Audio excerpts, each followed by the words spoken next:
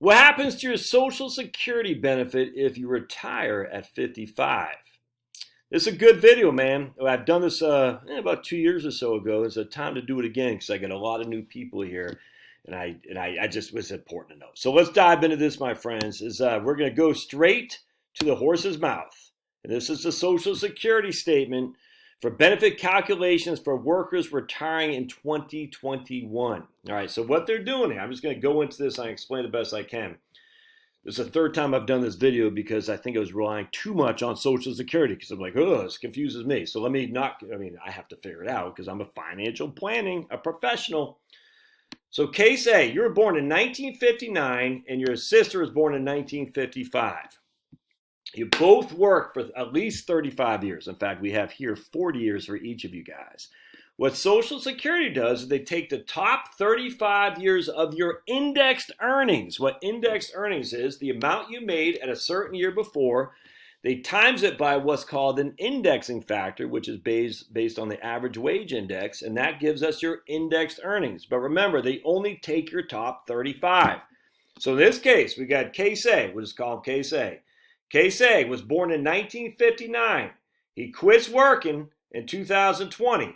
We take all these nominal years, we index them, and we have indexed earnings for each year. We take the top 35, we delete the bottom 5, and it gives us, we add them all together, and it gives us a total, highest 35-year total of indexed earnings of $1.894 million.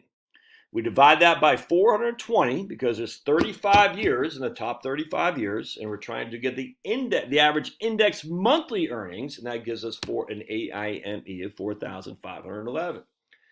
Now notice we go from 1.07, 1.03, 1, and 1 because once you hit 60 years old, you no longer get indexed earnings. It doesn't increase with average wage index. Now there's cost of living adjustments that kicks in instead. But you're not going to see that here because the COLAs are not part of your benefit calculation.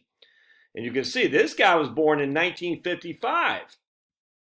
His indexing numbers are a little bit less than his. Why? Because he has more years of working. He worked to begin. He had earlier time to begin working. And if we go down here, when he hits 60, it stops 1.1111. And he had 1.0715. And when he was 58, 1.0348 when he was 59. But once you hit 60, there's no more indexed earnings. There's not. It just gives you a big fat 1. You times the nominal amount you made. This guy made $118,000 in 2015 by 1 because he's 60. And his earliest year of eligibility is 62. And as such, once you hit 60, they no longer give you indexed earnings. I cannot stress this enough. And so they take 118.5 times by 1. It gives them 118.5 for his indexed amount. Conversely, this guy who was born in 1959, he had $49,794 in nominal earnings. He has a smaller index. He has a small index, but still 12%. That gives him an indexed amount that year of $56,000. All right. So what we do is we take the top 35 years of all these guys. We get rid of the bottom 5. So again, if you have 50 years of working, doesn't matter. They're only going to take the top 35 years of indexed earnings. We add them all together. We divide by 420, and it gives your AIME of 9,979 for this guy because he made the max. All right, so this guy averaged in average dollars today about 55,000 or so. 58,000, 56. You can see. So he just made the average earnings over the course of essentially. I don't want to say the median amount, but he made, you can see, he made $5,000 a month essentially in today's dollars. And $5,000 a month is the equivalent of, let's see here, right, $5,000 a month in today's dollars is the equivalent of $4,000 a month right here in 2000. $4,000 a month in 2014 is the equivalent of $5,000 a month now. $3,000 a month in 2004 is the equivalent of roughly $5,000 a month now. No, that makes sense. All right, so let's go to a spreadsheet here. This will be fun.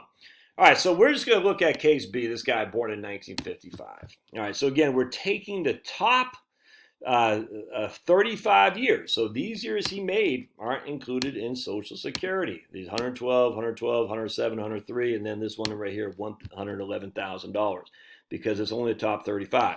So we take the top 35 years, we add them together. After we index them, we add them together. He has a 4.19 million is his total index amount. Divide that by 420, and we have 9.9 or $9,979 is his AIME. To figure out his benefit amount, we go down here. Oops, let me just go here real quick. And he's got go here, this minus this, and his benefit amount is $3,942. Because the first bend point, you get 90% of the first bend point in dollars. So the first bend point stops at $0 to $996. You get 90% of that. The second bend point is $997 to $602. You get 32% of that. And in this case, any amount above $6,002, you get 15% of that. All right, so it's a very I hate to say regressive, but it's progressive depending how you look at it. It's kind of counterintuitive. The more income you make, the less Social Security benefit you're going to get. So he's going to get $3,094. That's if he worked from 1981 until 2020. But let's say he stopped when he's 55. Again, he was born in 1955, so that means he stops in 2011 will be the last year of work. So I want to show you guys something. Let's see if I can. Well, I'll tell you. Here, let me just show it to you. So we're going to put goose eggs for all these right here. Let's see. All right, we're going to go goose eggs here. And we're going to hit enter. And then what we're going to do is we're going to sum all these guys up here. I should have done sum. And we're going to sum. Boink.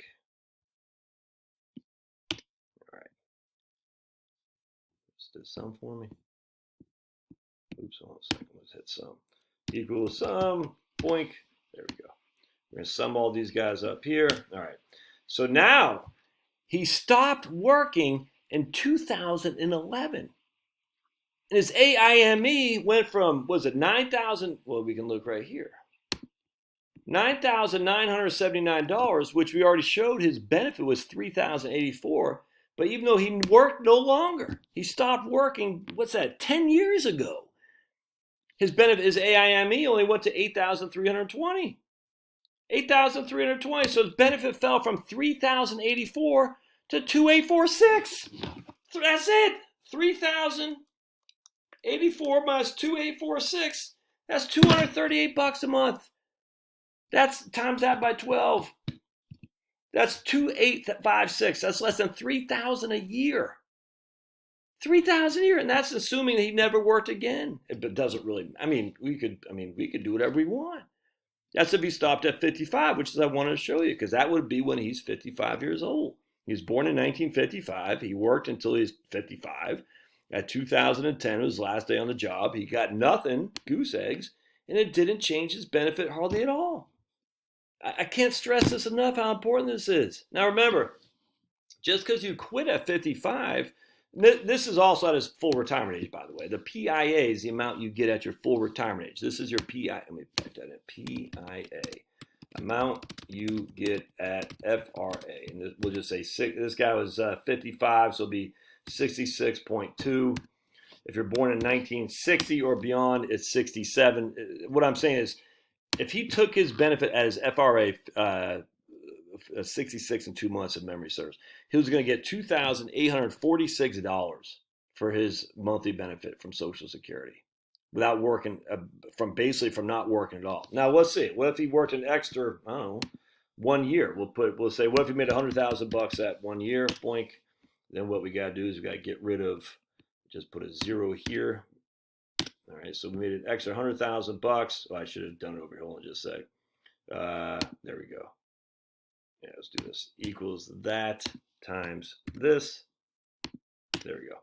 All right, if you made an extra, so if you made an extra 100, if you worked one extra year, made $106,000 in 2011, it would have added $119,000 to his overall wage. But it doesn't. Look, it went from what did he have before? We went to. Actually, just go back. I forgot what we had before. Let's go back. There we go. It went from 2,881 to 2,851. So the extra 1 year work gave him an extra $38. That's just a big fat nothing burger, man. That's crazy. I mean, so you can see right there. All right, so now we're going to say, okay, we're going to go, we'll say, what if we work an extra 4 years? Now what we got to do, we have 1, 2, 3, 4. Yeah, so right there, we can sum all these guys. So let's sum all these guys up because we got to take the top 35. So we're going to sum all, oops, we still got to put that guy here. Hold on just a second. We're going to make this guy equals that times that, boink. So now he's got 9, so he worked an extra, what's that, till 2014. He worked 11, 12, 13, 14, an extra 4 years out of over 100,000 a year. He's like, man, I'm really adding to my Social Security benefit. Not really. Not really. About another $100 a month, 120. I mean, that's $1,500 a year for 4 extra years at the office. That doesn't make sense. Now, you might be enjoying, if you're enjoying it, that's great. But if you're doing it just for Social Security, it does not make sense. Because you've already lost 5 years.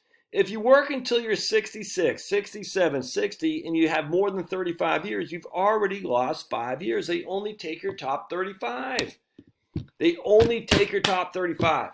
Unless, so in this, let me just go back. So in this case, this guy made $29,000 in 1981, which is the equivalent of 100,000, 103,000 today when you take an average wage index. So unless you're making some pretty buku bucks to take out one of your benefits, it doesn't make sense to keep working. And let's go over here. This guy made $12,878 in 1981, which indexing to 50,584 a day. So if you're only making 45,000, it's not going to add anything to your Social Security because they already got your top 35 years of earnings. If you're making 60,000, I hate to say it, but whoop-de-doo. 60,000 isn't going to add that much here. It's just not. It's not going to do that much. Now, I'm not saying quit your job. I'm just saying make sure you like it. It doesn't make sense to freaking work in a crappy old job thinking you're going to add to Social Security.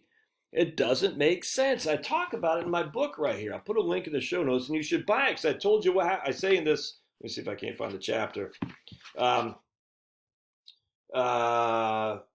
Julie gets a huge raise. How will that affect her Social Security? I talk about that in here. How Julie's Social Security benefits calculated. I talk about it in here. You got to get this book. I think it's $10, maybe $5. I can't remember. It's Kindle Unlimited is free, but get the hard copy. I like the hard copy so you can see the charts and stuff. Hope this helps. I'd love to hear your comments, questions, concerns. This is huge.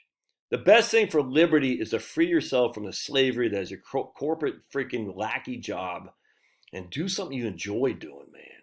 Of course, the best way to do that is not have any debt. But Social Security is a big deal. It's not going away. They're not going to reduce it.